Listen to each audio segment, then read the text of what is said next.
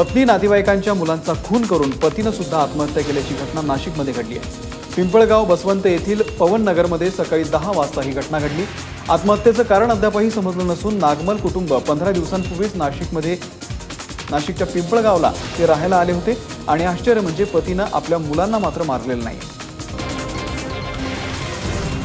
जळगाव जिल्ह्यातल्या भुसावळमध्ये दारूच्या नशेमध्ये 7 ते 8 गुंडांनी धुमाकूळ घातलेला आहे। गुंडांनी केलेल्या गोळीबारामध्ये 2 जण जखमी झालेले आहेत। दुचाकीवरून आलेल्या या टोळक्यानं प्रथम भाजी विक्रेते राजेंद्र काटकर यांच्या घरामध्ये घुसून सामानाची तोडफोड केली आणि त्यानंतर या गुंडांनी बाहेर आल्यावरती देशी कट्ट्यानं गोळीबार केला। यामध्ये निखिल झांबरे या युवकाच्या पायाला आणि हाताला गोळी लागली। या प्रकरणी अद्याप कोणावरही अटकेची कारवाई करण्यात आलेली नाहीये। डेक्कन चौपाटी परिसरामध्ये नदीपात्रावरील एका नाल्यामध्ये एका युवकाचा मृतदेह आढळलेला आहे। अग्निशमन दलाच्या जवानांनी हा मृतदेह बाहेर काढलाय। मृतदेह कोणाचा आहे अद्याप हे कळू शकलेलं नाहीये। पोलिसांनी आता या घटनेचा तपास सुरू केलाय। मापात चोरी करणाऱ्या पेट्रोल पंपावरती ठाणे क्राईम ब्रांचनं कारवाईचा सपाटा सुरूच ठेवलेला आहे। नागपुरातील ठाणे क्राईम ब्रांचनं ही कारवाई केलेली आहे। छिंदवाडा रोडवरील झिंगाबाई टाकळी परिसरामध्ये इंडियन ऑइलच्या पेट्रोल पंपावरती छापा टाकण्यात आला।